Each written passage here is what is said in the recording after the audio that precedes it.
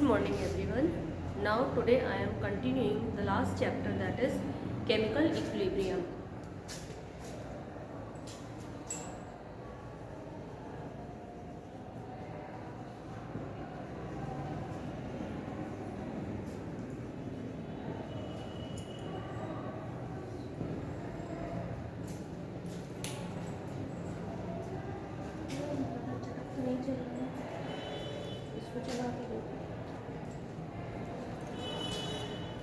Bronsted and Lowry acid-base concept. Bronsted and Lowry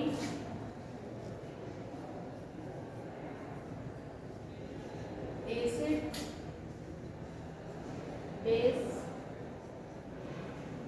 concept. कल के lecture में हमने क्या पढ़ा था? आर्हेनियस कॉन्सेप्ट पढ़ा था, जिसमें क्या बताया था कि यदि हम कोई सब्सटेंस एक्वस सोल्यूशन में डिसॉल्व करते हैं तो एसिड वो होते हैं जो हाइड्रोजन आयन देते हैं और बेस वे होते हैं जो हाइड्रोक्सिल आयंस देते हैं। ठीक है, अब आज हम पढ़ते हैं Bronsted and Lowry acid base concept.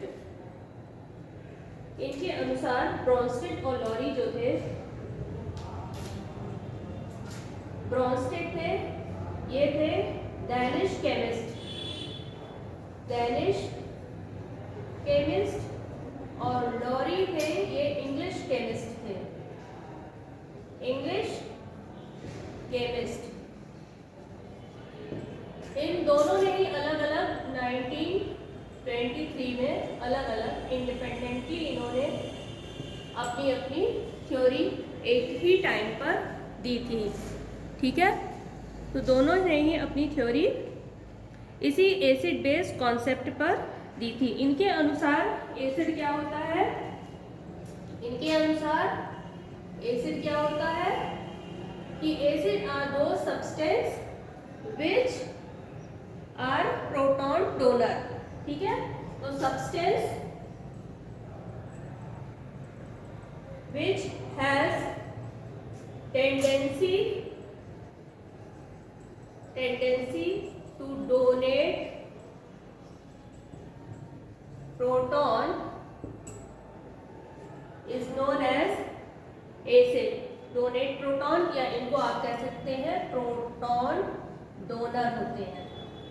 ठीक है, तो ऐसे सब्सटेंस जिनकी टेंडेंसी क्या होती है, ऐसे सब्सटेंस जिनकी टेंडेंसी क्या होती है, प्रोटॉन को डोनेट करने की टेंडेंसी होती है, उन्हें क्या बोलते हैं? आप एसिड बोलते हैं। The second is the base. What is base? Base क्या होता है? बेस इज द सब्सटेंस, ऐसा सब्सटेंस होता है which has tendency to accept proton, which has tendency to accept proton. इनको आप शॉर्ट में कह सकते हैं कि bases are proton acceptors, proton acceptors आप कह सकते हैं। इनका कुछ उदाहरण देख लेते हैं। फॉर एग्जाम्पल, जैसे कि है आपका HCl है। HCl is a strong acid जिनका डिसोसिएशन पूरी तरह से हो जाता है। हम उसको किससे डिनोट करते हैं? सिंगल एरो से डिनोट करते हैं। ठीक है, क्योंकि दीज आर 100% डिसोसिएटेड, 100% इसका डिसोसिएशन हो जाता है। ठीक है, तो HCl है, डिसोसिएट होकर के क्या बनाएगा? H+ और प्लस Cl माइनस। तो HCl क्या हो गया? Proton donor. इसने क्या किया? प्रोटॉन को डोनेट किया। It means HCl is an acid. ठीक है, इसी तरह से हम देखते हैं NH3 है, उसने क्या किया है? इस प्रोटॉन को एक्सेप्ट किया है। ठीक है, NH3 ने क्या किया है? प्रोटॉन को एक्सेप्ट किया है। यहाँ पे जो रिएक्शन है वो रिवर्सिबल रिएक्शन है, और क्या ये एक्सेप्ट करके क्या बना लेगा? NH4+ बना लेगा। ठीक है, इसी तरह से और दूसरी तरह से कह सकते हैं कि एसिड क्या होते हैं? एसिड क्या होते हैं कि जो प्रोटॉन को रिमूव करते हैं। ठीक है, प्रोटॉन को रिमूव करते हैं और क्या बनाते हैं, कंजुगेट बेस बनाते हैं। कोई भी एसिड है उसने क्या किया, प्रोटॉन को रिमूव किया, रिमूव करके क्या बनाया, कंजुगेट बेस बना लिया। ठीक है, ये आपका क्या हो गया, कंजुगेट बेस, सॉरी ये आपका बेस हो गया। और इन्होंने क्या किया है कि यदि बेस लिया और उसने कोई प्रोटॉन को एक्सेप्ट किया, तो क्या बना लिया, कंजुगेट एसिड बना लिया। ठीक है, तो इस तरह से हम शॉर्ट में कह सकते हैं कि जो आपका कंजुगेट एसिड है, ठीक है, conjugate acid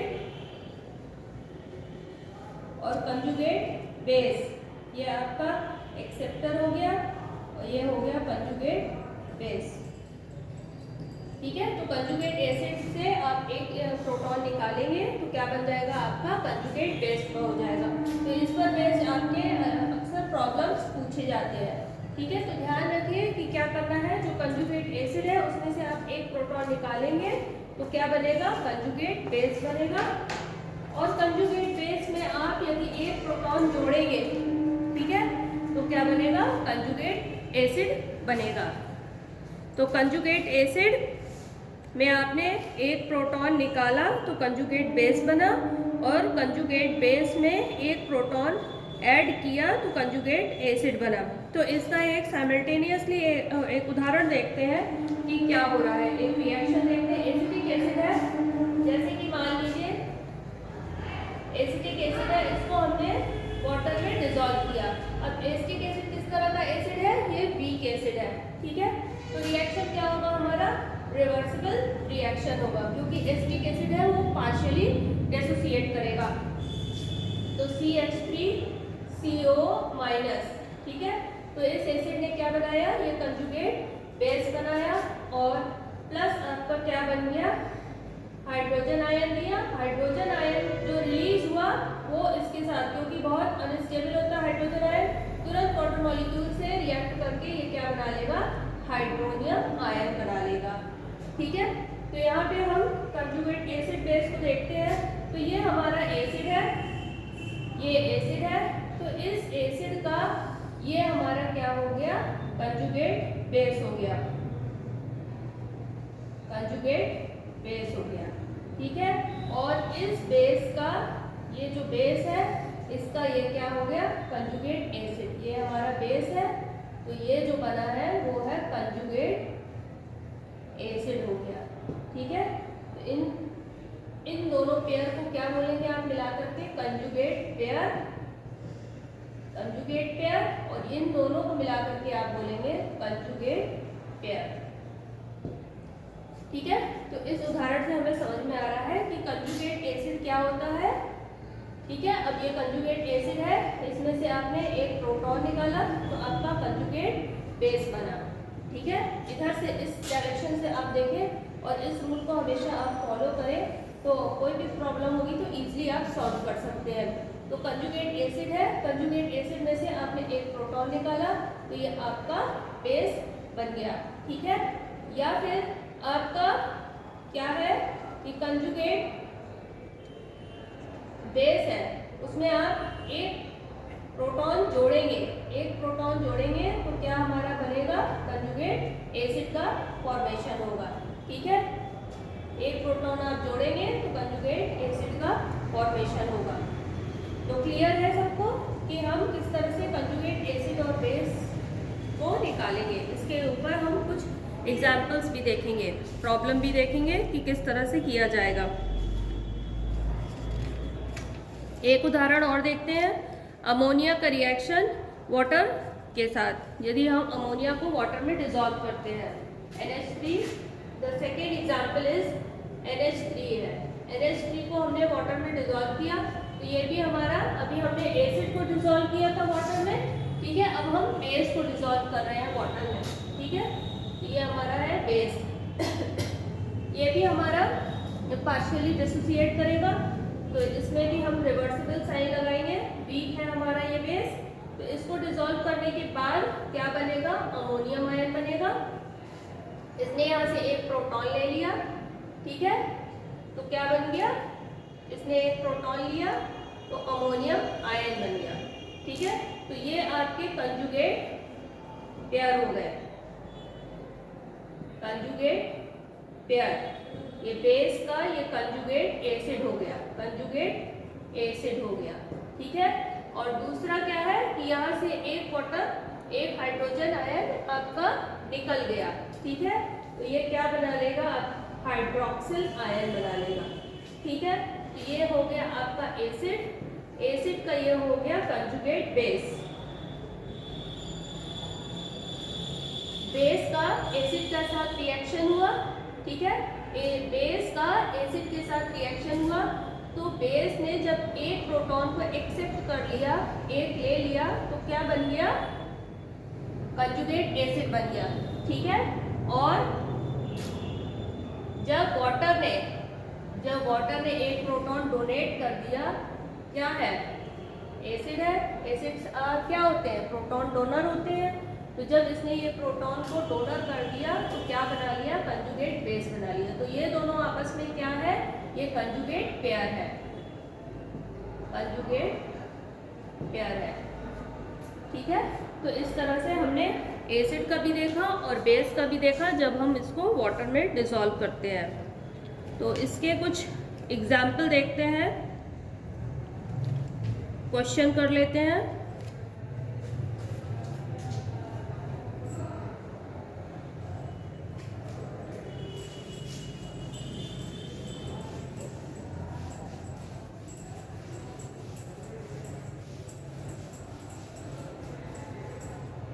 Is anyone present in the class?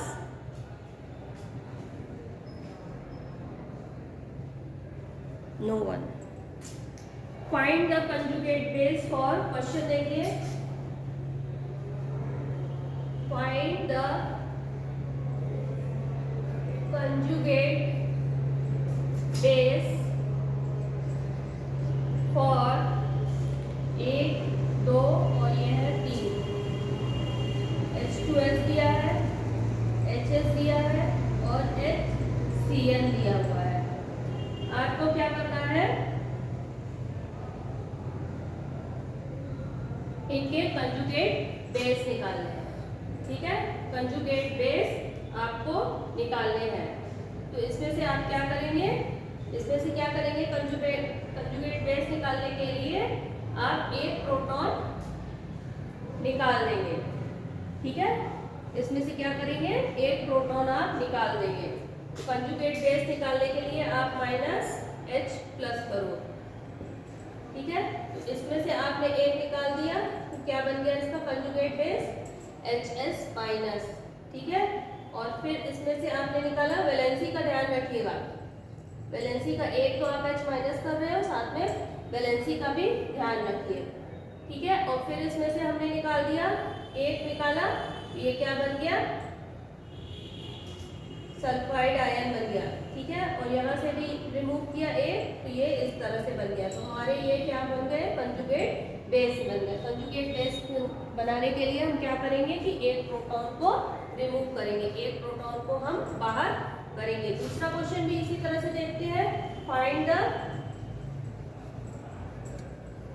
The conjugate acid for, ठीक है। अब यहाँ पे हमें कंजुगेट एसिड देखेंगे, क्या है, 1, 2, 3, HPO4 2- NH3 और SO4 2-। अब इनका हमको क्या करना है, एसिड निकालना है। एसिड निकालने के लिए, कंजुगेट एसिड निकालने के लिए हम क्या करेंगे, एक H+ कर देंगे, ठीक है। तो यहाँ पर हम एक H+ कर देंगे, तो इसका ध्यान रखिएगा, ठीक है। तो हमारा ये क्या बन गया, H2PO4-, ठीक है, NH4+ अमोनियम आयन बना, और ये क्या बना, SO4 minus.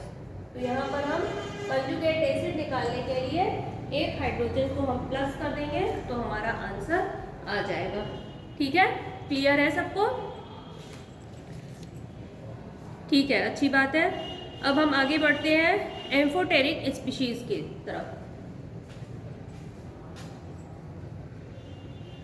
Amphoteric species, amphoteric species. Amphoteric species क्या होती है? ऐसी स्पीशीज होती है जो एसिड और बेस दोनों की तरह कार्य करती है। ठीक है, तो एम्फोटेरिक स्पीशीज होती है that species can act as an acid as well as base, दोनों की तरह ये कार्य करती है। ठीक है, अब इसका उदाहरण अभी हम देख लेते हैं। यहाँ पे जैसे कि वाटर ही है, एक पहले हमने एग्जांपल देखा था, तो वाटर यहाँ पे किस तरह से कार्य कर रहा था? ये बेस की तरह से कार्य कर रहा है और वही वाटर है और यहाँ पर ये एसिड की तरह से काम कर रहा है। ठीक है, तो ऐसी स्पीशीज जो एसिड और बेस दोनों की तरह कार्य करती है उन्हें क्या बोलते हैं आप? Amphoteric species. For example H2O। और भी कुछ उदाहरण देखते हैं जिनके माध्यम से हम बता सकते हैं कि ये हमारी एम्फोटेरिक स्पीशीज है। नीचे का तो कुछ आया ही नहीं है।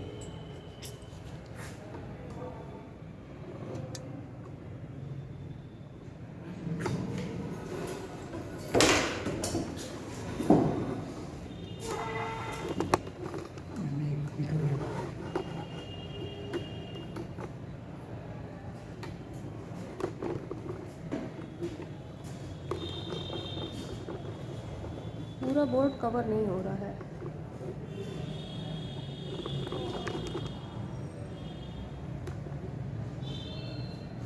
पीछे जाना चाहिए।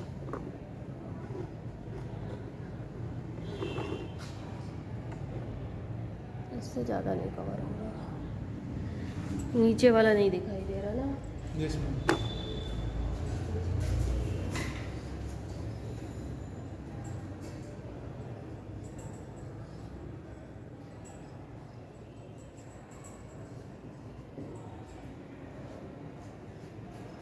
तो आइए देखते हैं कुछ उदाहरण एम्फोटेरिक स्पीशीज के।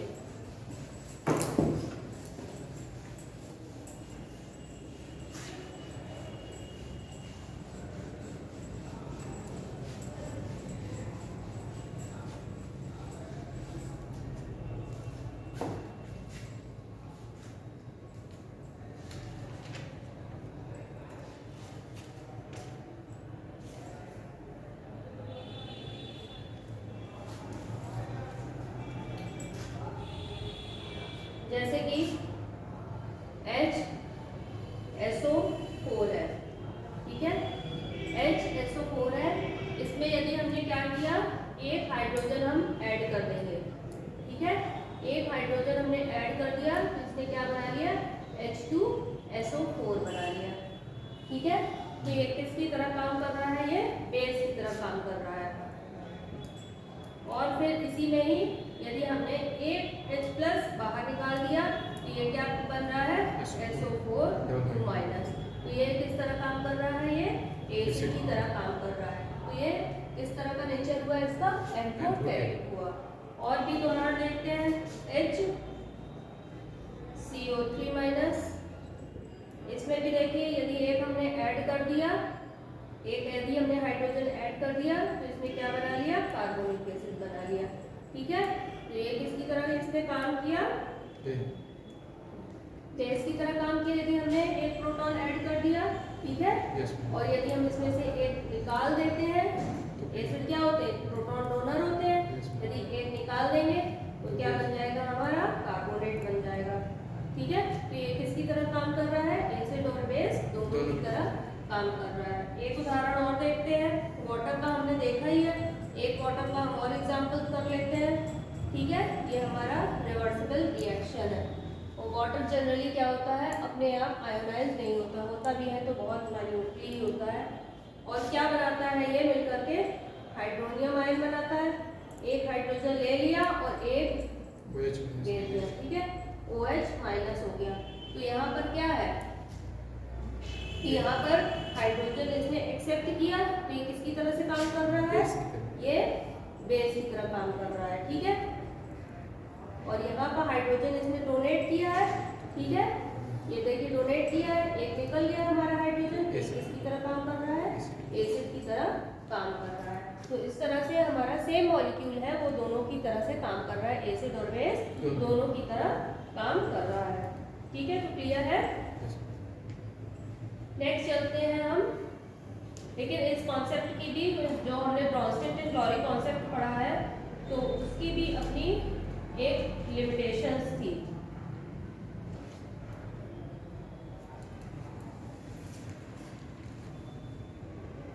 हाँ, इनकी लिमिटेशंस देखते हैं कि कुछ ऐसी भी स्पीशीज थी लिमिटेशंस, ब्रॉन्स्टेड एंड क्लोरी कॉन्सेप्ट की भी लिमिटेशंस है, ठीक है।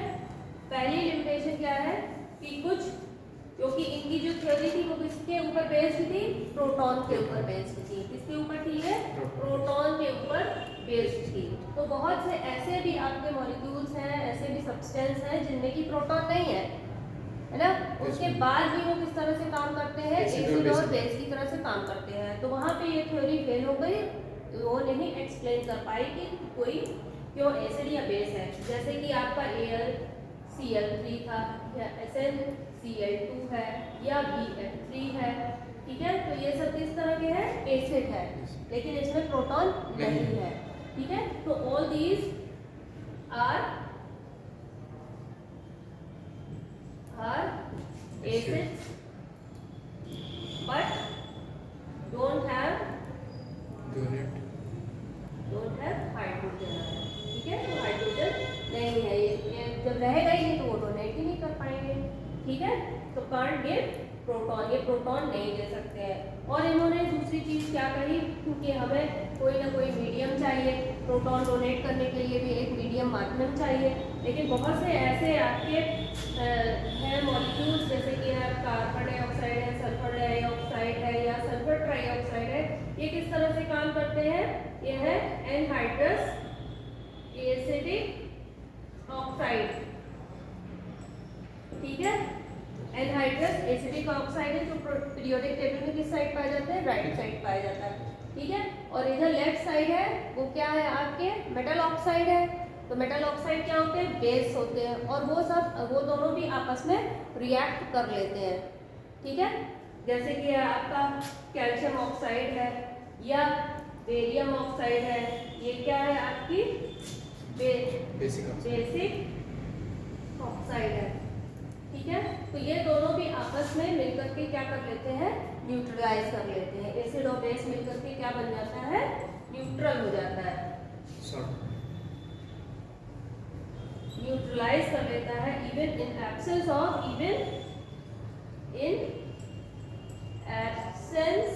ऑफ सॉल्वेंट, ठीक है, बिना किसी सॉल्वेंट के।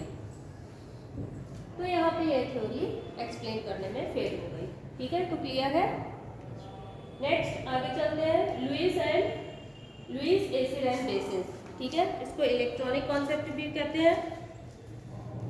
और तीनों ही थ्योरी की इंपॉर्टेंस है, जो हमने कल भी पढ़ा था, आर्रीनियस कॉन्सेप्ट पढ़ा था, अभी पढ़ा ब्रॉन्स्टेड एंड क्लोरी पढ़ा, और इसके बाद लुईस एसिड एंड बेस पढ़ेंगे। तो इनका भी अपना इम्पॉर्टेंस है।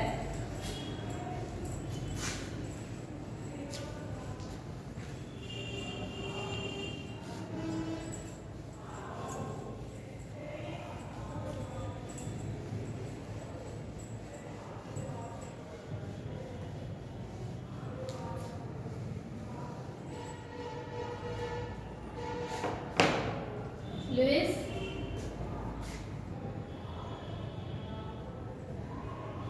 एसिड एंड लुईस बेस, ठीक है। उसको और भी क्या बोलते हैं, इलेक्ट्रॉनिक कॉन्सेप्ट।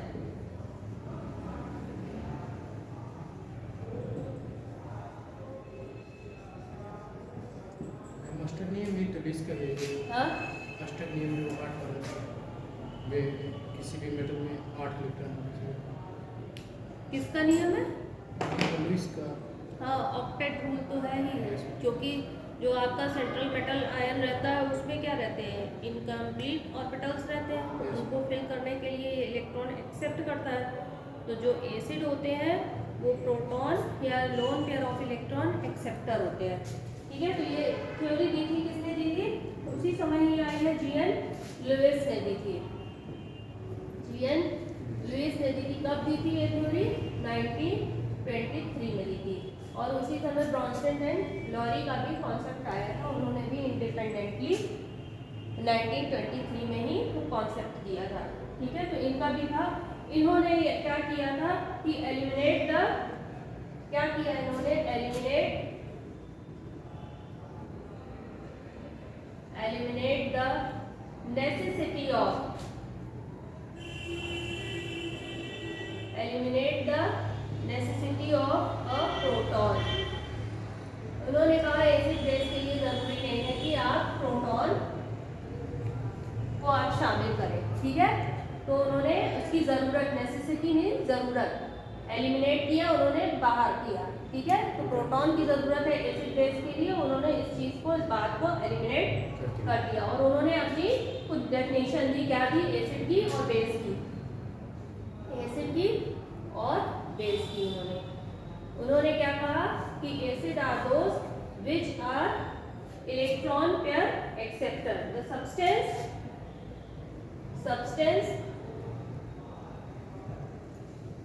which can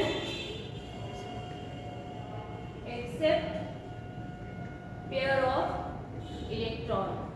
ठीक है, ये मान लीजिए ये इलेक्ट्रॉन है, तो एसिड क्या होंगे? ये इसको एक्सेप्ट करेंगे। ठीक है, एक्सेप्ट क्यों करेंगे? क्योंकि इनकी ऑर्बिटल इनकम्प्लीट है, इलेक्ट्रॉन डेफिशिएंट है, तभी तो ये एक्सेप्ट करेंगे। ठीक है, जैसे कि ये आपकी पॉजिटिव चार्ज स्पीशीज हुई, यही तो इलेक्ट्रॉन को एक्सेप्ट करेगी अपनी ऑब्जेक्ट कंप्लीट करने के लिए। ठीक है, तो पॉजिटिव चार्ज स्पीशीज ही इलेक्ट्रॉन को एक्सेप्ट करेगी। जैसे कि यह आपका सिल्वर है, पेट्रोलियम आयन है, या आपका डी ऑर्बिटल के ज्यादातर एलिमेंट्स होते हैं, वो उनकी ऑर्बिटल एम्प्टी होती है, खाली होती है, तो वो इलेक्ट्रॉन को एक्सेप्ट करते हैं जनरली। और बेस क्या है? Base is a substance, base is a substance which can donate pair of electron। इसका क्या मतलब हुआ कि ये इलेक्ट्रॉन डोनर है और एसिड है इलेक्ट्रॉन एक्सेप्टर है। ठीक, ये आपका बेस है, इसके पास इलेक्ट्रॉन है, तो ये क्या करेगा? अपने इलेक्ट्रॉन को डोनेट कर देगा। तो किस तरह की स्पीशीज इलेक्ट्रॉन डोनेट करेगी? जो निगेटिवली चार्ज स्पीशीज होगी। ठीक है, तो negatively charge species, charge species क्या क्या हो सकती हैं? उदाहरण के तौर पे जैसे कि आपके हेलाइड्स हो गए, सल्फाइड हो गया, या आपका डाइसल्फाइड, या ओ एटम हो गया, या NO3 हो गया, नाइट्रेट आयन हो गया। तो ये इस तरह की ये स्पीशीज है जहाँ पर इलेक्ट्रॉन की अनेकता है, तो किसकी तरह काम करेंगी? बेस की तरह काम करेंगी। ठीक है, तो एक उदाहरण देख लेते हैं दोनों का, एसिड बेस को मिला करके। क्या है कि हमारी ये अमोनिया है। ठीक है, यहाँ पर इसके पास, नाइट्रोजन के पास क्या है? लोन पेयर ऑफ इलेक्ट्रॉन है, और इसका रिएक्शन हमने किसके साथ कराया है? BF3 के साथ रिएक्शन कराया है। ठीक है, BF3 इलेक्ट्रॉन डेफिशिएंट है, बोरॉन क्या है आपका? इलेक्ट्रॉन डेफिशिएंट है। तो ये क्या बना लेगा? इस तरह से ये कोऑर्डिनेट बॉन्ड बनाएगा। ठीक है, तो ये आपको क्या है? कोऑर्डिनेट बॉन्ड है, जिसको क्या बोलते हैं? जो प्रोडक्ट बन रहा है यहाँ पर, उसको क्या बोलेंगे आप? एडक्ट बोलेंगे। ठीक है, तो इस उदाहरण से हमको समझ में आया कि कौन हमारा ये इलेक्ट्रॉन डोनेट कर रहा है, तो ये आपका बेस हो गया, और ये इलेक्ट्रॉन को एक्सेप्ट कर रहा है, इसलिए हमारा एसिड हो गया। ठीक है, तो इस तरह से हम देख सकते हैं कि कौन हमारा एसिड है, कौन हमारा बेस है। फिर इसके भी उदाहरण देखते हैं कि लुईस एसिड बेस भी दो तरह के हैं आपके।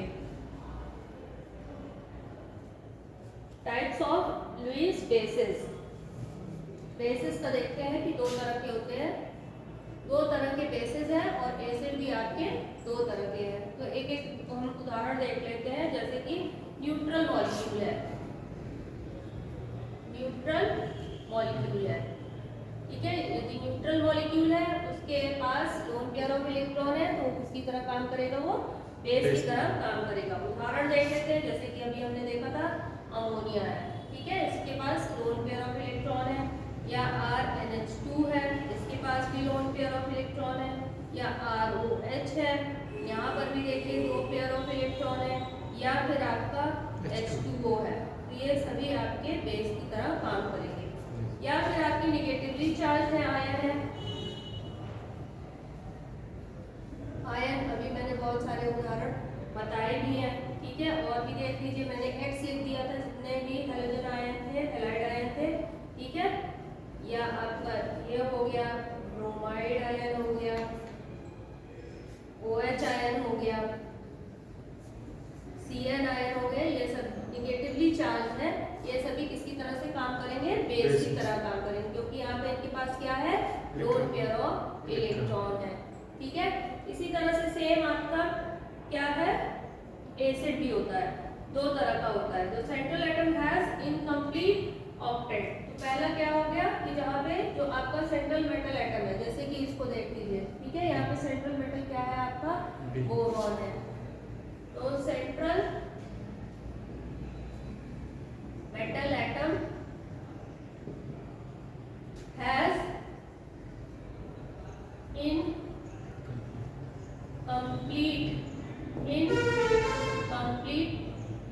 ऑक्टेट, ठीक है। जब उसके पास इनकम्प्लीट ऑक्टेट होगी तभी तो वो इलेक्ट्रॉन लेगा, और जो इलेक्ट्रॉन एक्सेप्टर होता है वो क्या होता है, एसिड होता है। तो सेंट्रल मेटल एटम के पास यदि इनकम्प्लीट ऑक्टेट है, जैसे कि आपका एल्युमिनियम क्लोराइड हो गया, बोरॉन क्लोराइड हो गया, ठीक है, बोरॉन ट्राइक्लोराइड या फेरिक क्लोराइड हो गया, तो ये सभी क्या है, ये सेंट्रल मेटल एटम ये सब है। तो इनके पास इनकम्प्लीट ऑक्टेट है, इनके ऑक्टेट कंप्लीट नहीं है, यानी कि ये 6 इलेक्ट्रॉन है, तो ये अपनी ऑक्टेट कंप्लीट करने के लिए, यानी 8 इलेक्ट्रॉन करने के लिए ये बेस के साथ रिएक्ट करेंगे, ठीक है। तो इनकी इलेक्ट्रॉन डेफिशिएंट स्पीशीज है, इसलिए ये क्या है, एसिड है, ठीक है। और दूसरा देखिए, सिंपल कैटायन जैसे होते हैं,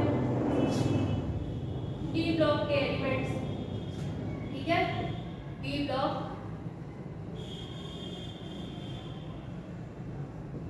ऐसे सिंपल कैटायंस, डी ब्लॉक के एलिमेंट्स क्या है, अभी हमने सब देखा, ठीक है। तो सिल्वर है, कॉपर है, तो ये सब क्या है, आपके डी ब्लॉक के एलिमेंट्स हैं।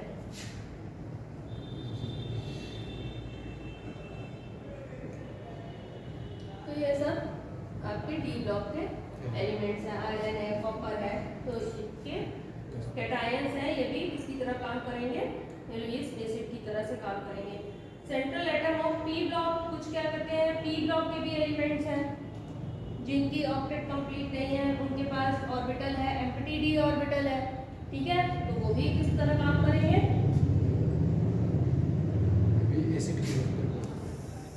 Central atom of P block elements has क्या है, एम्प्टी डी ऑर्बिटल,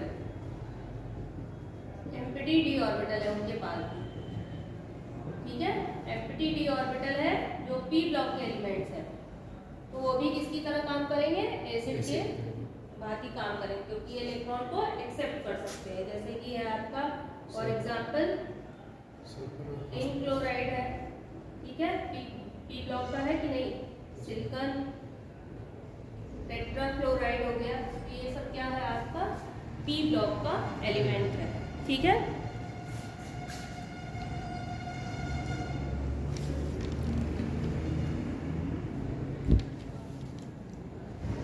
और देखिए कुछ ऐसी भी मॉलिक्यूल्स होते हैं, जैसे कि इसी में ही एसिड में ही देख रहे हैं, ठीक है, एक एसिड का और देखते हैं।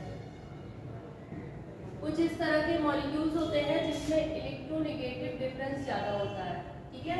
जैसे कि आपका क्या है, कार्बन डाइऑक्साइड है, तो कार्बन डाइऑक्साइड का क्या हो गया फॉर्मूला, ये हो गया कि नहीं हो गया। तो यहाँ पर कौन सा ज़्यादा इलेक्ट्रोनेगेटिव है, ऑक्सीजन ज़्यादा इलेक्ट्रोनेगेटिव है। तो ये इलेक्ट्रॉन्स को क्या करेगा, अपनी तरफ खींच लेगा, अपनी तरफ खींच लेगा, तो कार्बन क्या हो गया हमारा, है ना, पॉजिटिवली चार्ज हो जाएगा, यानी इलेक्ट्रॉन डेफिशिएंट हो जाएगा, है ना। जब इलेक्ट्रॉन डेफिशिएंट हो जाएगा तो ये किसकी तरह काम करेगा, एसिड की तरह काम करेगा, ठीक है। तो कुछ इस तरह भी डिफरेंट इलेक्ट्रोनेगेटिव मॉलिक्यूल जो अनसैचुरेटेड हो, ठीक है, तो वो भी एसिड की तरह काम करते हैं, ठीक है। अब इनकी भी, इस थ्योरी की भी अपनी एक लिमिटेशन है, ज़रूरी नहीं है कि हर चीज़ इन्होंने बता दी। यहाँ तो इन्होंने हाइड्रोजन का भी कोई जिक्र ही नहीं किया, है ना। पूरा ये इनकी जितनी है वो इलेक्ट्रॉन के ही बेसिस पे है, पूरा जितना एक्सप्लेन कर रहे हैं सब इलेक्ट्रॉन के ही थ्रू एक्सप्लेन कर रहे हैं। तो कुछ पॉइंट्स पे ये थ्योरी भी फेल नहीं है, लेकिन कुछ एक्सप्लेन नहीं कर पाई, कुछ बता नहीं पाई। फेल तो आप नहीं कह सकते क्योंकि कुछ काम तो कर ही रही है, जितना इलेक्ट्रॉन्स वगैरह का है तो सब लुईस का ही दिया हुआ है ना। तो फेल तो आप पूरी तरह से नहीं कह सकते हैं, लेकिन इसका भी अपनी एक सीमा थी, कुछ हद तक ही ये काम करती है। जैसे कि इन्होंने जो एसिड बेस की स्ट्रेंथ है उसको एक्सप्लेन नहीं किया, ठीक है। इस थ्योरी ने क्या किया, लिमिटेशंस, क्या लिमिटेशन है, पहला है unable to explain strength of, unable to explain the strength of acid and base। ये आप ये एक्सप्लेन नहीं कर पाए, ठीक है, कि कौन सा हमारा स्ट्रॉन्ग एसिड होगा, कौन वीक बेस होगा, ठीक है, या कौन सा हमारा वीक एसिड है, स्ट्रॉन्ग बेस है, तो इसके बारे में इन्होंने नहीं बताया। सिर्फ इलेक्ट्रॉन एक्सेप्ट करने और इलेक्ट्रॉन डोनेट करने के बारे में बताया, उसकी स्ट्रेंथ से कोई इनका लेना देना नहीं था। और दूसरा ये बता रहे हैं कि जो हमारा डेटिव बॉन्ड बनता है, जो कोऑर्डिनेट बॉन्ड बनता है, ठीक है, डेटिव बॉन्ड जो कि क्या है, कोऑर्डिनेट बॉन्ड बनता है, वो एक्चुअल में बड़ा स्लो प्रोसेस है, ठीक है। क्या है वो, किस तरह से बनता है, बहुत स्लोली बनता है, ठीक है। और जब भी एसिड बेस रिएक्शन क्या होते हैं, बहुत फास्ट होते हैं, हाँ बहुत फास्ट होते हैं। Acid base reaction accompanied by the formation of dative bonds. जितने भी एसिड बेस रिएक्शन हो रहे हैं वो किसके थ्रू बता रहे हैं कि एसिड बेस के बीच में एक डेटिव बॉन्ड का फॉर्मेशन होगा, but no such bonds are formed. But लेकिन क्या है कि इस तरह का बॉन्ड का फॉर्मेशन एक्चुअल नहीं होता है, बनता भी है तो बहुत स्लोली बनता है। और यूजुअली क्या है कि यूजुअली आमतौर पे देखा जाता है जो एसिड बेस रिएक्शन होता है वो बहुत फास्ट होता है। Usually acid base reactions are fast, बहुत तेज गति से होता है रिएक्शन, तो तेज गति से हो रहा है, और जो बॉन्ड का फॉर्मेशन है वो बहुत स्लो हो रहा है ना। तो ये इस बात को ये नहीं समझा पाए। और दूसरा है कि जो भी हमने कैटालिटिक रिएक्शन देखे होंगे तो वहाँ पर वो किसी भी रिएक्शन की स्पीड बढ़ रही है, वो किसके थ्रू बढ़ रही है कि कोई प्रोटॉन दे रहा है ना। तो यहाँ पे प्रोटॉन की चर्चा बिल्कुल भी नहीं की गई है, तो ये थ्योरी इसको बताने में भी फेल हो गई। तो कैटालिटिक प्रॉपर्टी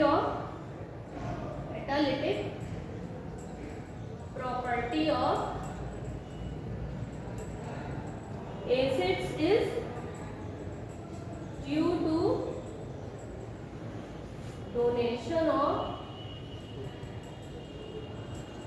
प्रोटॉन। कोई भी है एसिड है, उसकी कैटालिटिक प्रॉपर्टी को आप कैसे डिफाइन करते हैं कि वो कितनी तेजी से प्रोटॉन दे रहा है ना, तभी तो हमारा रिएक्शन बढ़ रहा है, तो प्रोटॉन की सप्लाई वो कर रहा है तेजी से। लेकिन यहाँ पर क्या है, उन्होंने कुछ भी नहीं बताया है, बट लुईस कॉन्सेप्ट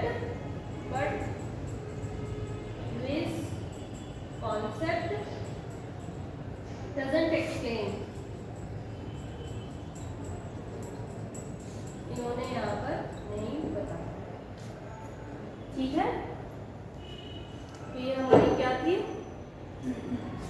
तीनों थ्योरी के बारे में हमने बताया। नेक्स्ट देखते हैं ionisation constant of acid, base and water. ठीक है, इस पे बेस्ड छोटे छोटे सवाल आते हैं। जो मेन का कंजुगेट एसिड बेस का वो हम सवाल बता चुके हैं आपको किस तरह से करेंगे।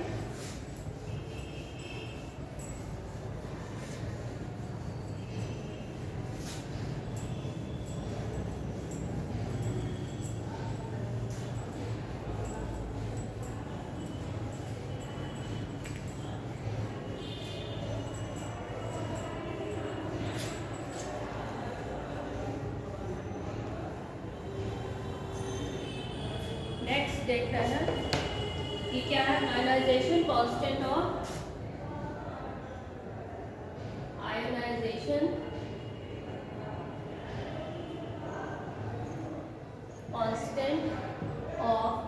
Acid, base and water.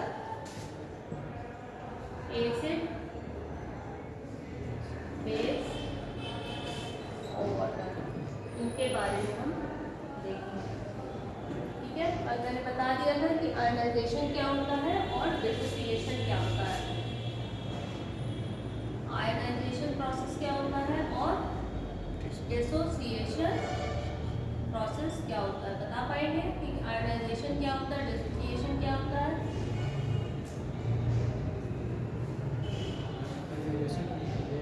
दोनों में है आयोनाइजेशन में किसी भी लैंप पर डालने पर वो अपने ही आयनों में टूट जाता है, तो आयोनाइजेशन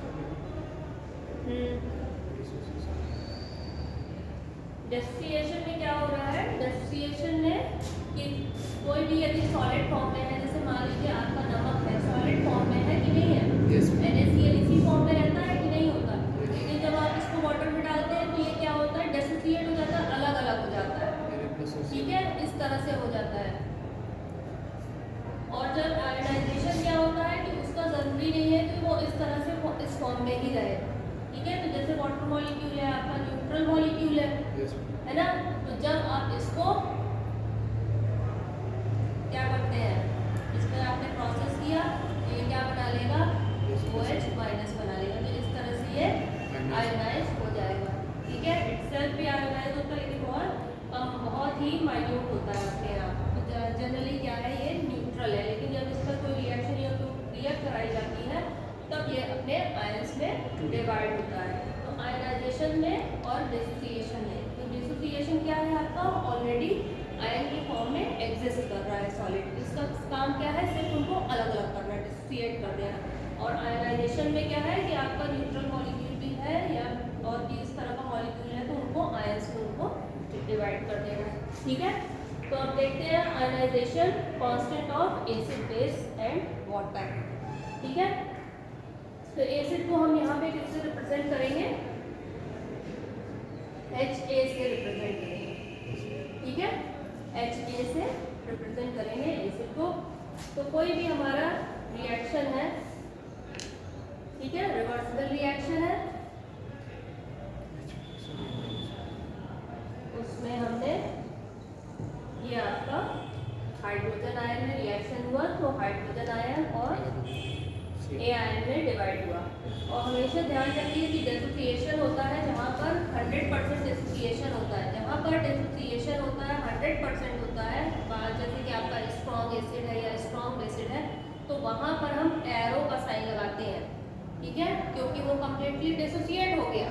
ठीक है, पॉजिटिव और निगेटिव आयन में। लेकिन जहाँ पर हमारा वीक एसिड बेस है, वीक एसिड है या वीक बेस है, तो वहाँ पर क्या होता है कि वो कम्प्लीटली डिसोसिएट नहीं होगा, पार्शियली डिसोसिएट होगा, तो वहाँ पर हम इस तरह का साइन लगाते हैं। ठीक है, तो इसका ध्यान रखिएगा कि कब हम एरो का साइन लगा रहे हैं और कब हम इस तरह का रिवर्सिबल साइन लगा रहे हैं। तो यहाँ पर भी क्या है कि जो हमने साइन लगाया है वो इसलिए लगाया है कि जो हमारा एसिड है वो कम्प्लीटली आयोनाइज नहीं हो रहा है। ठीक है, यदि हम इसका इक्विलिब्रियम कांस्टेंट निकालेंगे तो कैसे निकालेंगे, concentration of the product upon reactant. ठीक है, मोलर कंसंट्रेशन ऑफ प्रोडक्ट है, ये हमारा रिएक्टेंट है और ये क्या है, हमारा प्रोडक्ट है। ठीक है, concentration of the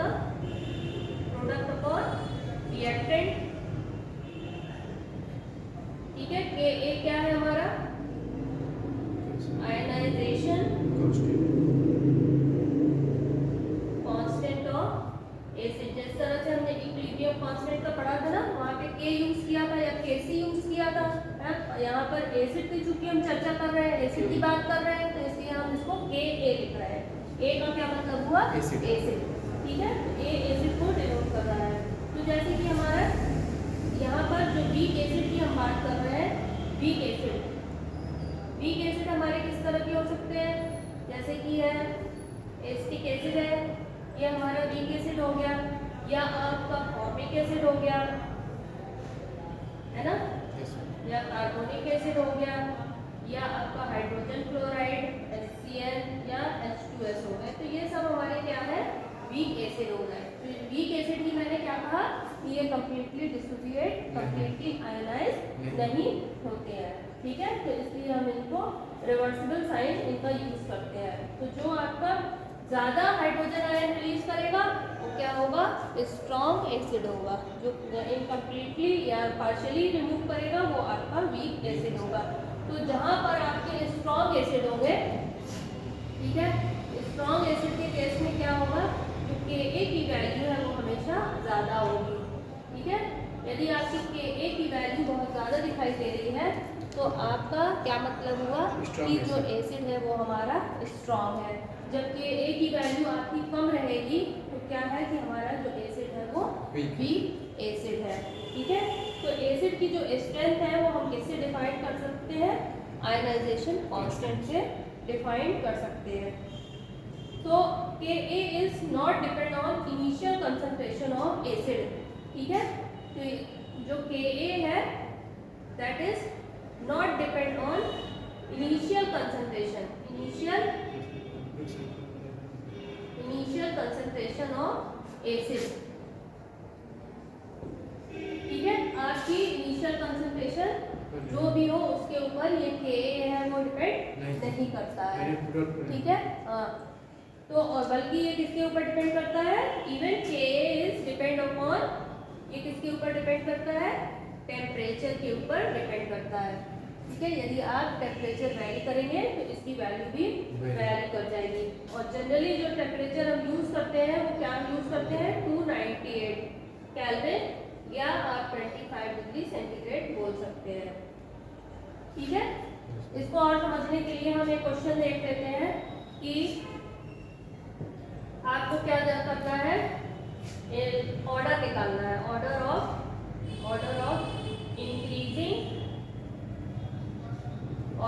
increasing acidic character. ठीक है, एसिडिक कैरेक्टर का आपको ऑर्डर निकालना है। हम कुछ दे रहे हैं वैल्यूज, जैसे कि A, B, C, D है। ठीक है, आपका HF है, HCl है, एसिटिक एसिड है और नाइट्रस एसिड है, HNO2। ठीक है, नाइट्रस एसिड है। इन सभी की हम Ka की वैल्यू आपको दे रहे हैं। Ka की वैल्यू है 3.5 इंटू 10⁻⁴, 4.9 इंटू 10⁻⁻10, 1.7 इंटू 10⁻⁻5 और 4.5 इंटू 10⁻⁻4। अब आपको क्या बताना है कि इसकी एसिडिक स्ट्रेंथ क्या होगी, एसिडिक कैरेक्टर आपको इंक्रीजिंग ऑर्डर में लिखना है। ठीक है, ये वैल्यू जो हमने दी है वो Ka की वैल्यू दी है। तो हमने क्या बताया है कि जब Ka ज़्यादा होगा तो इसका एसिडिक कैरेक्टर भी ज़्यादा होगा। तो ऑर्डर क्या होगा हमारा, सबसे पहले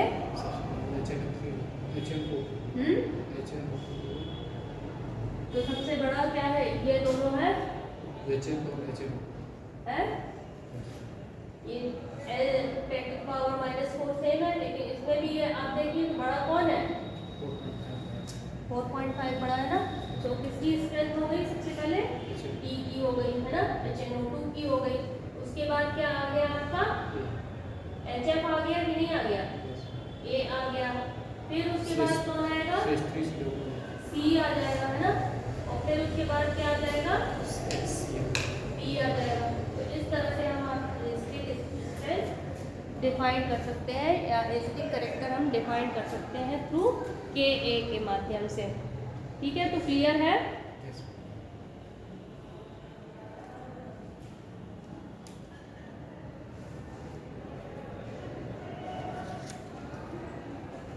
नेक्स्ट चलते हैं आयनाइजेशन कांस्टेंट ऑफ बेस। ये भी सेम इसी तरह से निकलेगा।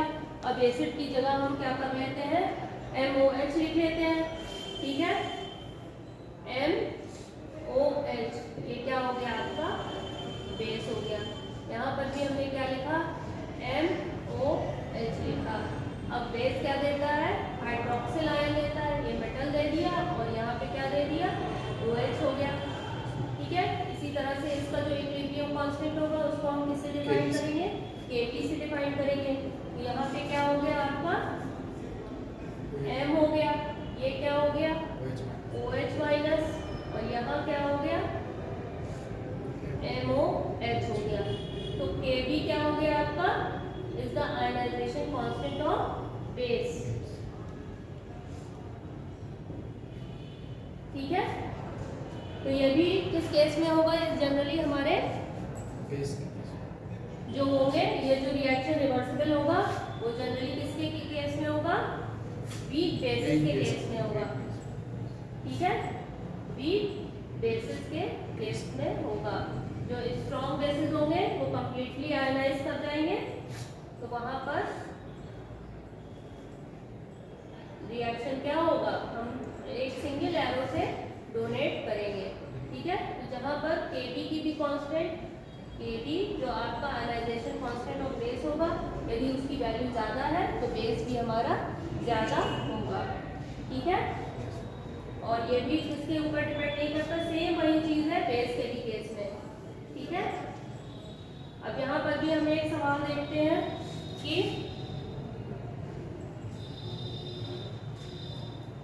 एक क्वेश्चन देखते हैं,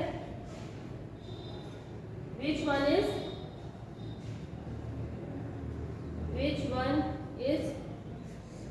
strong base।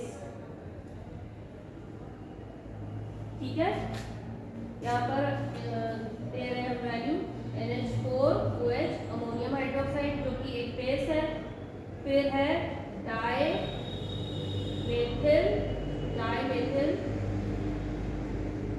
अमीन है, और है आपका ट्राईएथिल अमीन।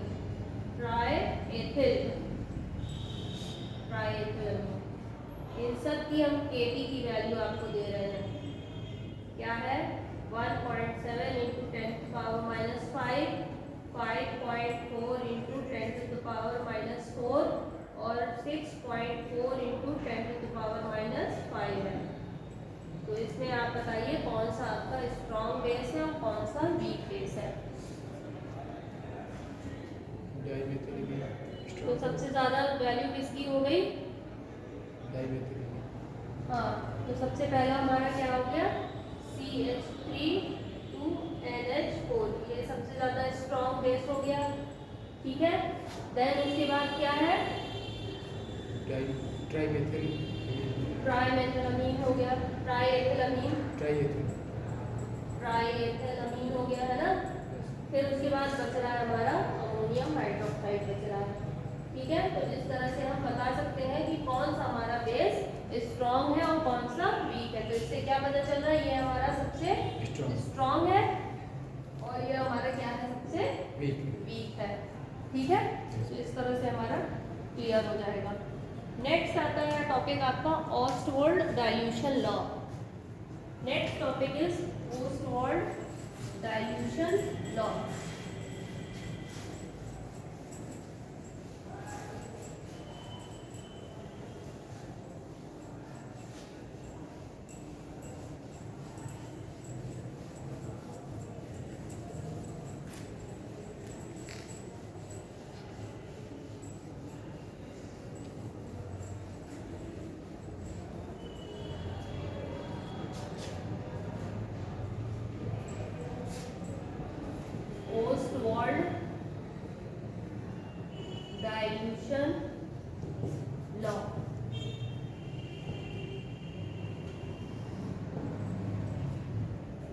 डाइल्यूशन से क्या समझते हैं? सांद्रता में कमी। हाँ, ठीक है। कि मान लीजिए आपने कोई लिया, सॉल्ट लिया, NaCl का ही उदाहरण लेके चलते हैं, तो आपने थोड़े से वाटर में उसको डिजोल्व किया, ठीक है, तो वो क्या हो गया? डिसोसिएट हो गया। और उसकी डिसोसिएशन है कैसे बढ़ती जाएगी? यदि हम वाटर और बढ़ाते जाएंगे, डाइल्यूशन हम जितना ज़्यादा करते जाएंगे तो उसका डिसोसिएशन भी बढ़ता जाएगा, ठीक है। तो the degree of ionisation of, यहाँ पे ये लॉ क्या इन्होंने दिया था, इसकी परिभाषा लिखते हैं, क्या हमारा ये नियम कहता है। द डिग्री ऑफ, डिग्री से मीन्स क्या मतलब होता है? मात्रा, ठीक है। The degree of ionisation, degree of ionisation of weak electrolyte, weak electrolyte is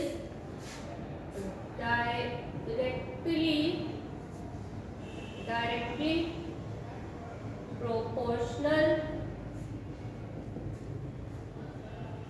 to the extent of dilution, extent of dilution।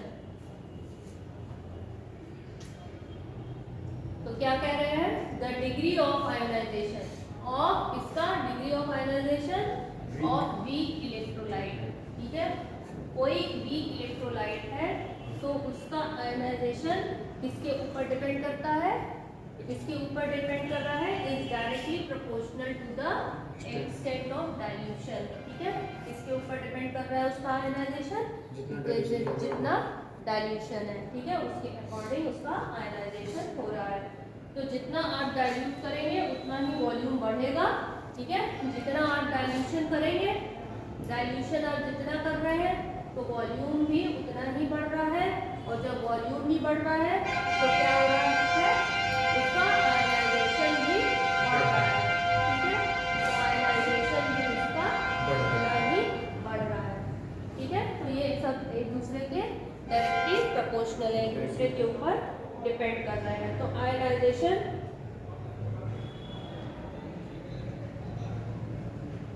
Generally पाया जाता है पोलर कोवलेंट कंपाउंड में पाया जाता है, ठीक है। आयनाइजेशन किसमें पाया जाता है? जनरली किसमें होता है? जैसे कि आपका HCl है, पोलर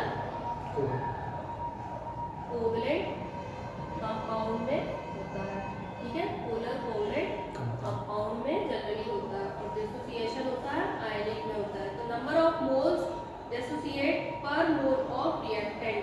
अब एक रिएक्शन लेकर के चलते हैं जो हमने पहले लिखी थी एसिड के टर्म्स में, ठीक है। ये क्या बना रहा है? एसिड बना रहा है, और प्लस ये बेस बना रहा है, ठीक है। मान लीजिए कि आपकी क्या थी? 1 मोल की कंसंट्रेशन। शुरू में आपने 1 मोल एसिड लिया हुआ है, ठीक है। एट इनिशियल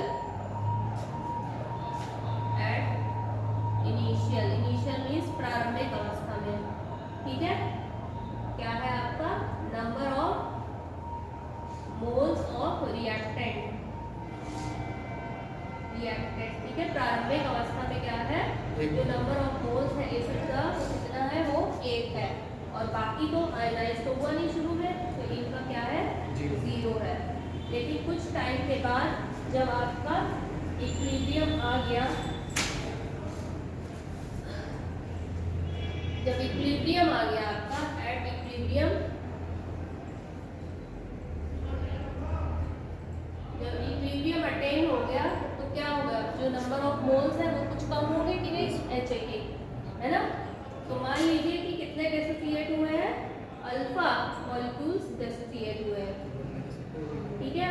और यहाँ पर भी कितने बन गए? ये H और A कितने बन गए? अल्फा अल्फा बन गए, ठीक है। तो 1 था तो ये इतना बना, तो क्या इसका मतलब हुआ कि 1 में से इतने हमारे जो नंबर ऑफ मोल्स थे वो कम हो गए कि नहीं हो गए? तो अल्फा यहाँ पे क्या है? अल्फा क्या है? डिग्री ऑफ डिसोसिएशन, ठीक है।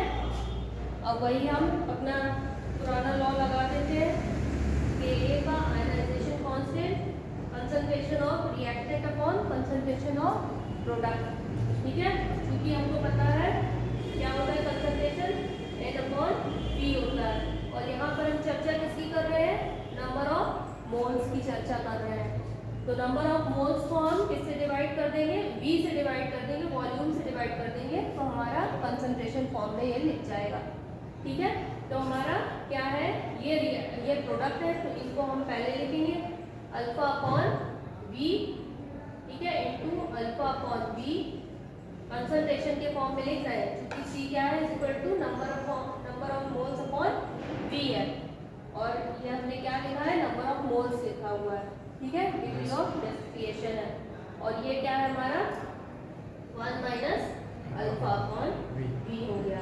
तो अल्टीमेटली हमारा ये चला जाएगा ऊपर, तो B से भी ठीक कैंसिल है, हो गया। एक भी। कट जाएगा ये, एक भी तो कट ही जाएगा ना, Yes, ma'am. अल्फा स्क्वायर हो गया, ये मिला अल्फा स्क्वायर हो गया, एक भी हमारा कट गया। ठीक है, तो ये क्या आ गया, V 1 माइनस अल्फा, और वीक इलेक्ट्रोलाइट है, क्योंकि हमारा इलेक्ट्रोलाइट है वो वीक है। ठीक है,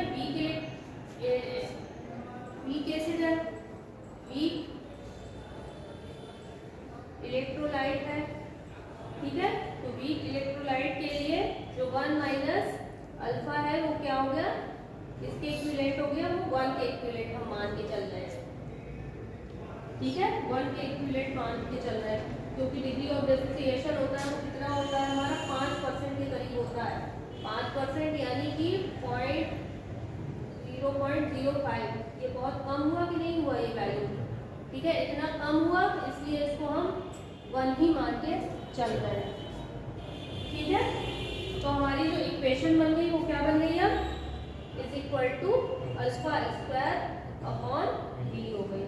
तो ये हमारा फॉर्मूला आ गया। ठीक है, तो Ka क्या है हमारा, आयनाइजेशन कांस्टेंट ऑफ एसिड था। ठीक है, Ka है वो किसके ऊपर डिपेंड कर रहा है, डिग्री ऑफ डिसोसिएशन के ऊपर डिपेंड कर रहा है, और वॉल्यूम के ऊपर डिपेंड कर रहा है। यदि हम डिग्री ऑफ डिसोसिएशन की वैल्यू निकालनी होगी तो ये क्या हो जाएगा, Ka into V under root, इस तरह से भी इसको लिख सकते हैं। तो Ka यहाँ पे क्या है, ionisation constant of acid, ionisation constant of acid है। ठीक है, अल्फा क्या है, डिग्री ऑफ डिसोसिएशन है, और V क्या है हमारा, वॉल्यूम है।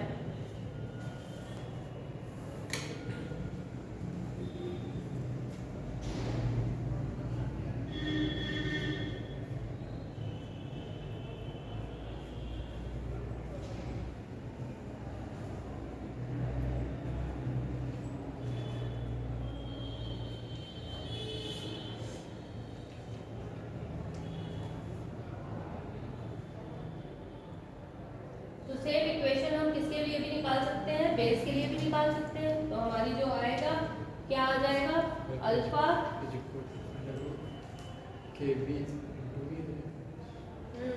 सेम इक्वेशन इसके लिए भी आ जाएगी, बेस के लिए भी आ जाएगी, Kb इंटू V आ जाएगी। ठीक है, तो बेस के लिए भी सेम इक्वेशन आ जाएगी। इसी तरह से आप बेस का भी निकालेंगे।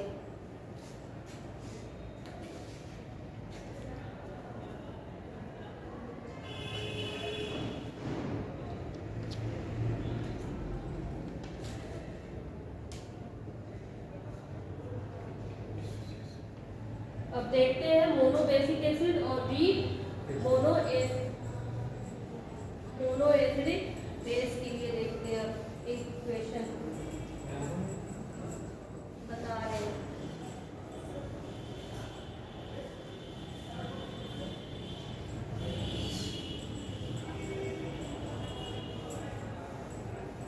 अभी तक इतना क्लियर हुआ, समझ में आया, कहीं कोई दिक्कत तो नहीं हुई, सीधा सीधा है। इस पे बेस्ड जो सवाल आते हैं उनको ज़रूर करके देखिएगा। ठीक है, चलता था। इस पे बेस्ड सवाल भी आते हैं उनको भी करके देखिएगा। तो एक रिएक्शन हम और ले रहे हैं ऑस्वाल्ड डाइल्यूशन लॉ के लिए कि आपका ये एसिड है, एसिड ने ये क्या किया है, अब मान लीजिए कि कोई है आपका एसिड है, उसके जो कंसंट्रेशन है वो C है इनिशियल स्टेट में, ठीक है। अभी तक तो हमने किसके टर्म्स में चले थे, नंबर ऑफ मोल्स के टर्म्स में चले थे, ठीक है। अब हम किसके टर्म्स में चल रहे हैं,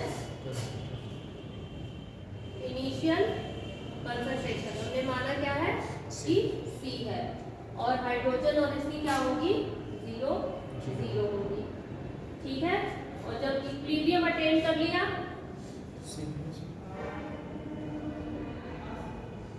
तो ये कंसंट्रेशन कुछ कम होगी कि नहीं होगी, है ना, एसिड की कंसंट्रेशन कम होगी। तो मान लीजिए कि ये C अल्फा है, C से ये C अल्फा हो गई, यानी ये हमारा हाइड्रोजन आयन और एनायन ये कितना बना है, C अल्फा और C अल्फा बना है, ठीक है। C अल्फा बना है, इसलिए तो हमने C में से C अल्फा माइनस कर दिया, ठीक है। अब हम इसका आयनाइजेशन कांस्टेंट लिखेंगे इस तरह से, प्रोडक्ट अपॉन रिएक्टेंट, ठीक है, प्रोडक्ट अपॉन रिएक्टेंट, ये क्या हो गया, C square alpha square upon, common ले लिया C को, 1 माइनस अल्फा हो गया,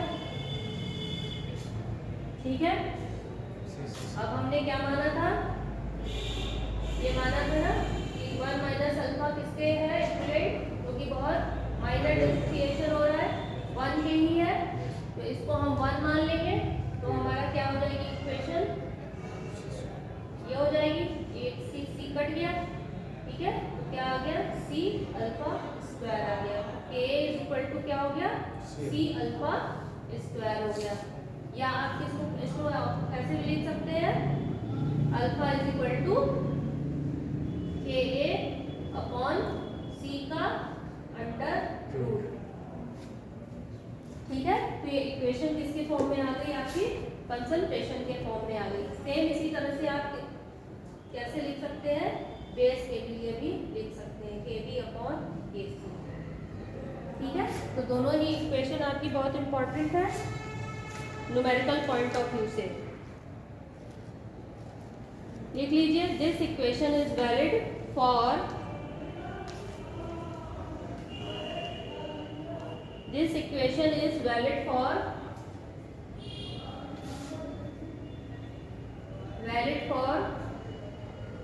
मोनो बेसिक एसिड और वीक मोनो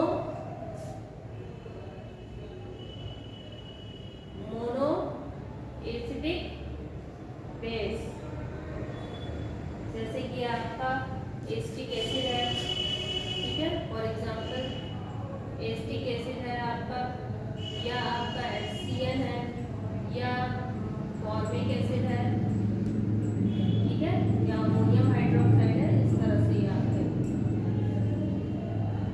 जो कि क्या दे रहे हैं, इनमें क्या है, सिर्फ ये क्या दे रहे हैं, एक आपका क्योंकि ये मोनो है ना, मोनो मीन्स 1, ठीक है, ये क्या दे रहे हैं, एक H प्लस दे रहे हैं, एक ही बेस,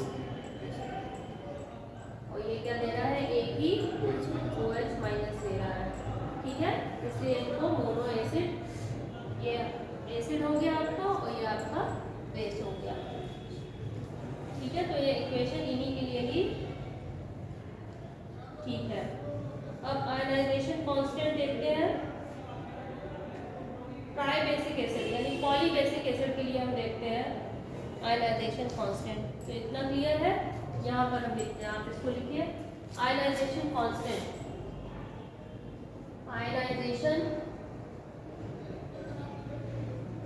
आयनाइजेशन कांस्टेंट किसके लिए है, फॉर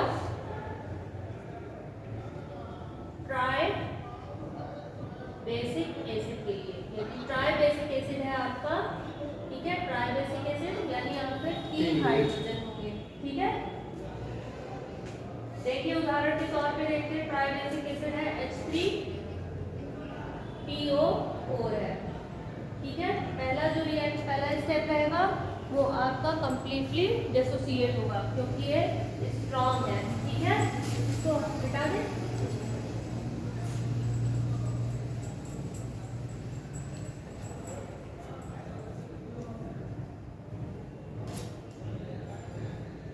ये क्या देगा, H प्लस देगा और ये क्या हो जाएगा प्लस H2PO4, ये माइनस हो जाएगा। यहाँ का जो कांस्टेंट होएगा उसको हम K1 से लिखते हैं। ठीक है, K1।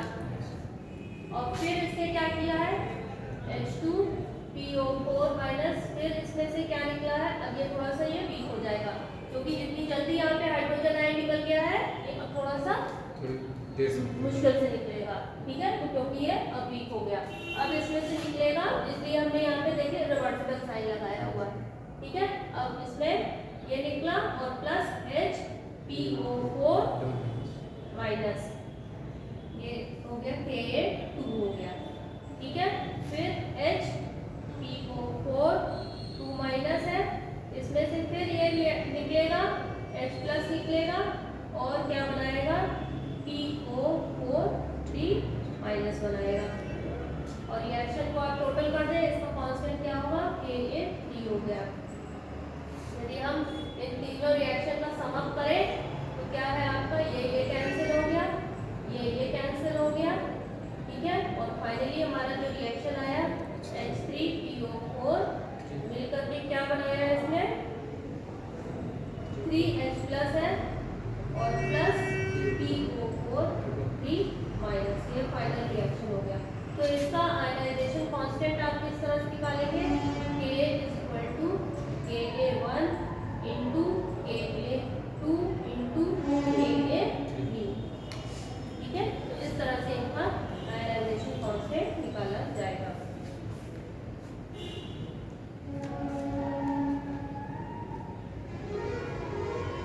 ये पॉलीबेसिक एसिड के लिए हुआ ये। ठीक है, इसी तरह से सेम आपका कांस्टेंट यदि आपका पॉली एसिडिक बेस का, ये किसके लिए है आपका पॉलीबेसिक एसिड के लिए हुआ। ठीक है, एसिड के लिए हुआ। अब पॉली एसिडिक बेस के लिए क्या होगा, Kb कर लेंगे। ठीक है, सेम इक्वेशन आप कर लेंगे।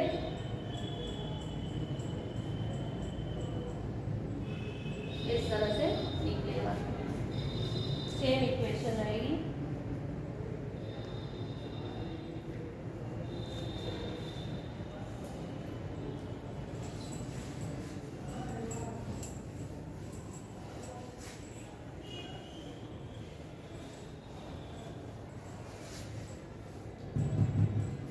अब नेक्स्ट है strength of acid. Factors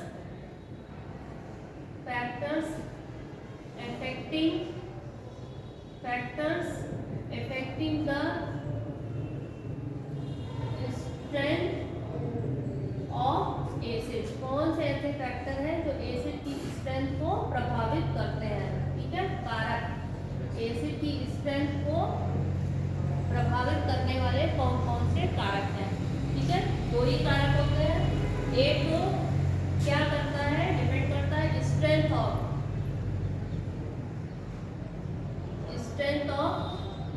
HA bond.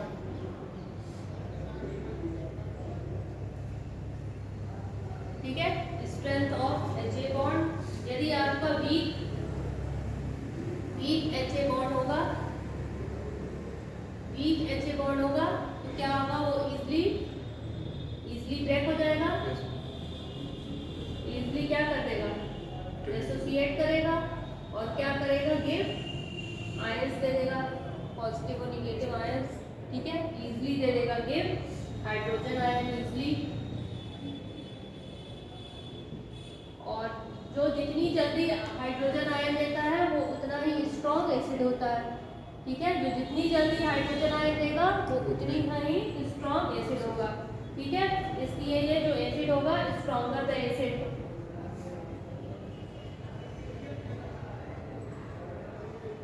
Acid strong क्यों हुआ? क्योंकि इसका जो बॉन्ड था वो वीक था। ठीक है, वीक बॉन्ड होगा, फटाक से टूटेगा तभी तो हाइड्रोजन आयन देगा, है ना। और जो जितनी जल्दी देगा वही आपका स्ट्रॉन्ग एसिड होगा। ठीक है, जैसे कि आपका उदाहरण देख लीजिए, क्या है, CH4 है, NH3 है, H2O है और HF है।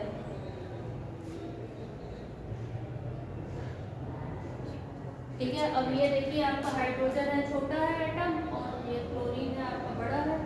दोनों के बीच में साइज का भी डिफरेंस है, बॉन्ड का फॉर्मेशन है वो किस तरह का है, वीक है ना।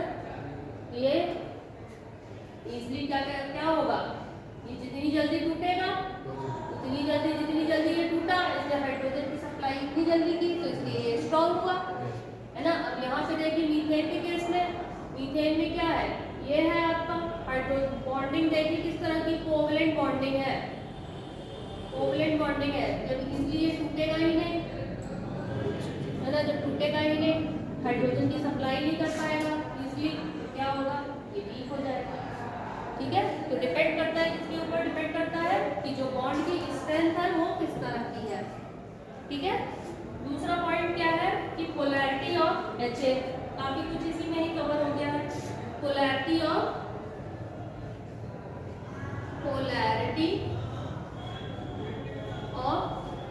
HA bond.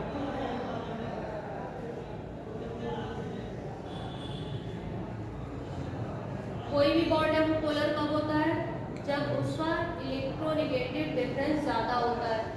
ठीक है, पोलर कब होता है, जब उसका इलेक्ट्रोनेगेटिव डिफरेंस होता है तो क्या होता है, ज्यादा होता है। ठीक है, जिसमें इलेक्ट्रोनेगेटिव डिफरेंस ज्यादा होगा वो क्या होगा, large electronegative difference, easily bond will break, तो जो बॉन्ड है वो इजली ब्रेक होगा। जहाँ पे इलेक्ट्रोनेगेटिव ज्यादा है तो बॉन्ड इजली ब्रेक। हाँ, HF में यही कारण है, इलेक्ट्रोनेगेटिव डिफरेंस देखिए कितना ज्यादा है इसमें। ठीक है, इसलिए जो बॉन्ड है वो फटाक से टूट जाएगा और क्या बनाएगा, इसलिए जो पीरियोडिक टेबल है उसमें ऊपर से नीचे जाने पर क्या होता है, जो बॉन्ड स्ट्रेंथ है वो डिक्रीज होने लगती है, बॉन्ड स्ट्रेंथ डिक्रीज होने लगती है, तो क्या होता है, नीचे जाने पर इंक्रीज होगी बॉन्ड स्ट्रेंथ, बॉन्ड जो साइज एटम का साइज होता है वो बढ़ने लगता है कि नहीं, है ना। जब साइज बढ़ेगा तो वो बॉन्ड वीक बनाएगा कि नहीं बनाएगा, है ना। तो एसिडिक स्ट्रेंथ है वो बढ़ेगी, बॉन्ड की स्ट्रेंथ है वो डिक्रीज होगी, तो एसिडिक स्ट्रेंथ है वो बढ़ेगी, इसका ध्यान रखिएगा। ठीक है, बॉन्ड की स्ट्रेंथ घटेगी और एसिडिक स्ट्रेंथ बढ़ेगी, क्योंकि बॉन्ड जब इजीली टूटेगा तभी वो स्ट्रॉन्ग एसिड बनेगा। ठीक है, तो इतना ध्यान रखिएगा। तो जैसे जैसे पीरियोडिक टेबल में हम नीचे जाते हैं तो बॉन्ड स्ट्रेंथ है वो, बॉन्ड स्ट्रेंथ डिक्रीज होगी। ठीक है, क्योंकि जो एटम का साइज है वो डिफर करने लगता है, नंबर ऑफ शेल्स बढ़ने लगती है, तो एटम का साइज है वो भी बढ़ने लगता है। जब साइज बढ़ने लगता है तो जो बॉन्ड स्ट्रेंथ है वो डिक्रीज होगी, अब जब बॉन्ड स्ट्रेंथ डिक्रीज होगी तो जो एसिड स्ट्रेंथ है वो इंक्रीज होगी। ठीक है, एसिड स्ट्रेंथ इंक्रीज होगी। हमारा साइन हुआ कि नहीं हुआ है, फाइल नहीं आई, वो आया तो है। उदाहरण के तौर पे देख लेते हैं, जैसे कि है आपका HF है।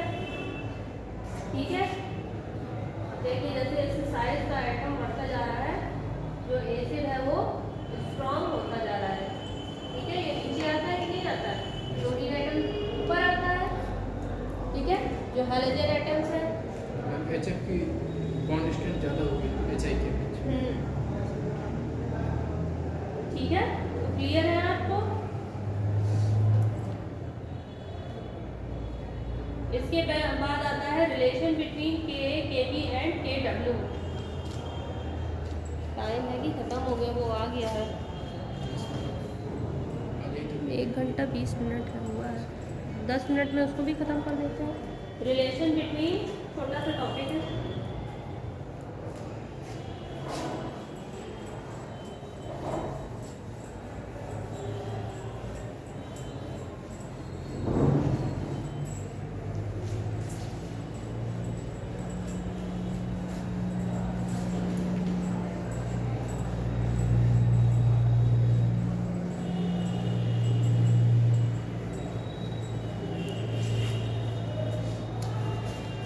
लाइट चली गई है ना। रिलेशन बिटवीन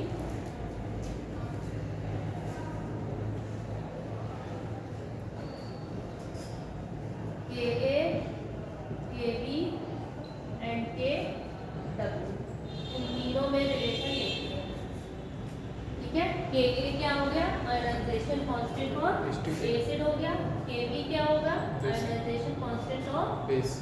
और के डब्ल्यू क्या हो गया, आयनाइजेशन कांस्टेंट ऑफ वाटर हो गया। ठीक है, तो इन तीनों के बीच में किस तरह का रिलेशन है, जैसे कि आपका एसिड है,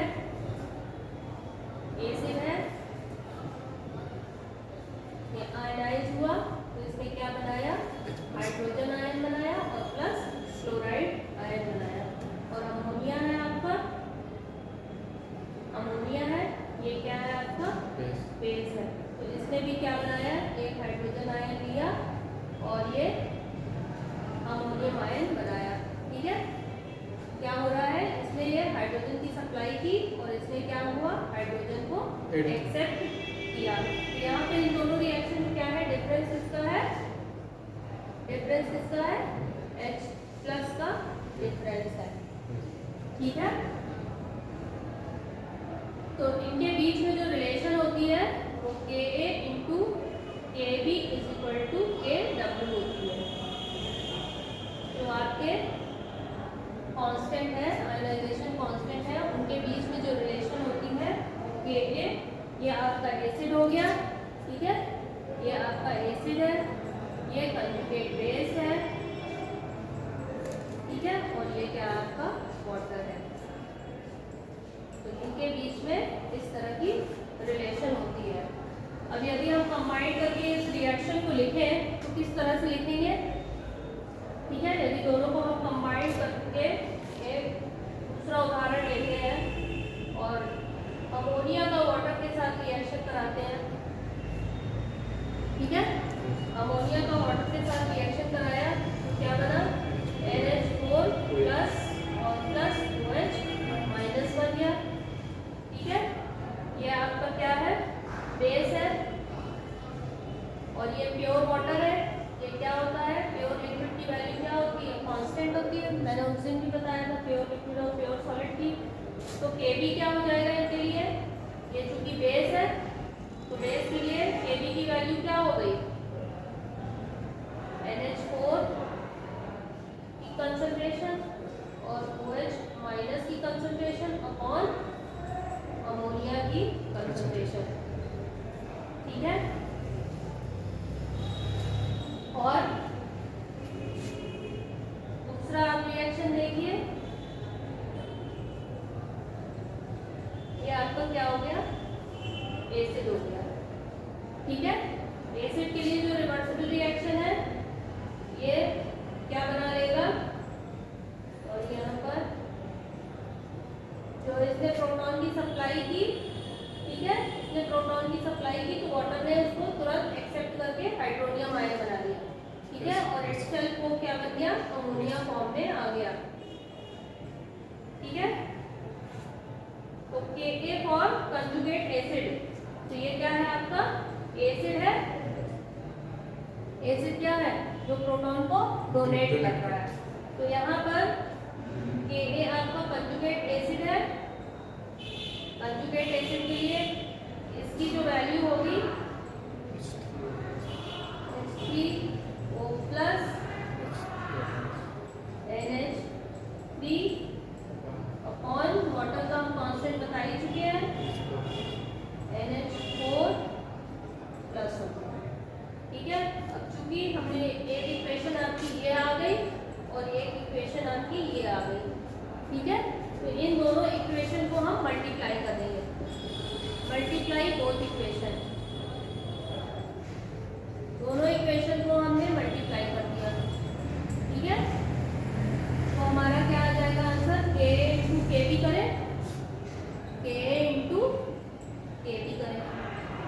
तो आंसर क्या आ जाएगा, यानी दोनों को आप मल्टीप्लाई कर दीजिए तो हमारा आंसर देखिए अमोनियम आयन भी कट जाएगा और अमोनिया भी कट जाएगा, बचेगा क्या, हाइड्रोक्सिल आयन और हाइड्रोनियम आयन, है ना, यही दोनों बच रहा है। तो हमारा क्या बचा, और ये OH माइनस आ गया, और हमारा ये क्या होता है, हाइड्रोनियम आयन और हाइड्रोक्सिल आयन दोनों का मल्टीपल क्या कहते हैं, इसको KW बोलते हैं, ठीक है, KW, ठीक है। या आप इसको ऐसे भी बोल सकते हैं, यदि आपको एसिड का पता है निकालना है तो KW अपॉन KD हो गया, या आप KB is equal to KW upon KA भी हो गया, ठीक है। तो एट ए कांस्टेंट टेम्परेचर, तो KW क्या है, आपकी जो वैल्यू है that is constant, at constant temperature पर इनकी वैल्यू है वो कांस्टेंट होती है, ठीक है। और जनरली वाटर का क्या वैल्यू होती है, वन होती क्या, हाँ, वाटर की 10⁻⁻14 होती है KW की वैल्यू जो होती है, ठीक है। वो भी पर्टिकुलर टेम्परेचर पे है, 25 डिग्री सेंटीग्रेड पर है। अब इस इक्वेशन से आपको क्या समझ में आ रहा है, इस इक्वेशन से आपको क्या समझ में आ रहा है कि ये एक दूसरे के हाँ रिवर्सिबल है, यानी कि KA की वैल्यू आप इंक्रीज करेंगे तो KB की वैल्यू डिक्रीज होगी, ठीक है। और यदि KB की वैल्यू आपने इंक्रीज की तो क्या है, KA की वैल्यू डिक्रीज होगी। तो इस इक्वेशन से हमें ये समझ में आता है दोनों एक दूसरे के इनवर्सली प्रोपोर्शनल है।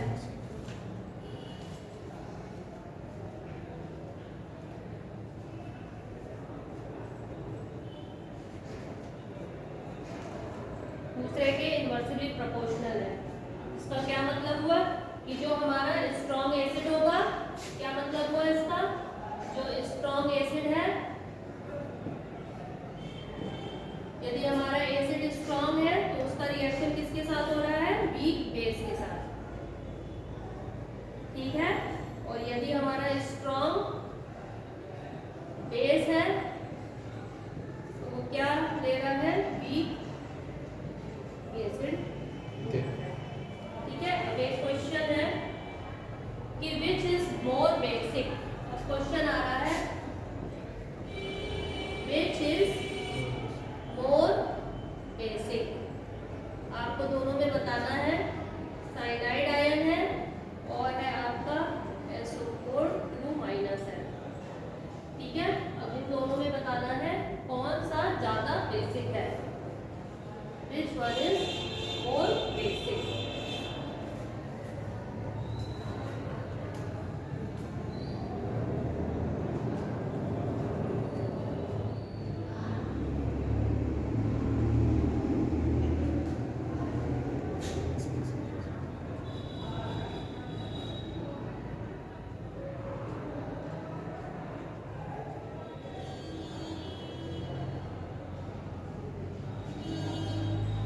बता पाएंगे, टेस्टिंग होगा तो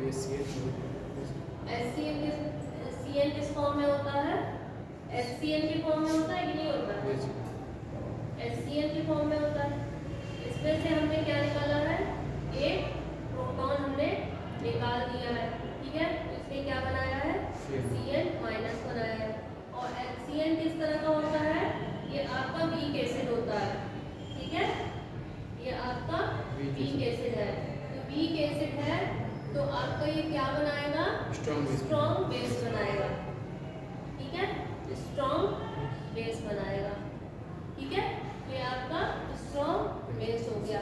दूसरा भी करके देखते हैं, जैसे कि आपका SO4 2 है, ठीक है, तो HSO4 माइनस है, इसमें से आपने क्या किया है, एक H+ रिमूव किया है, ठीक है। तो ये क्या क्या है आपका स्ट्रॉन्ग एसिड है, स्ट्रॉन्ग एसिड है, तो वीक, ठीक है। और इसने क्या बनाया है SO4 माइनस, ये स्ट्रॉन्ग एसिड है, तो ये क्या हो गया वीक बेस।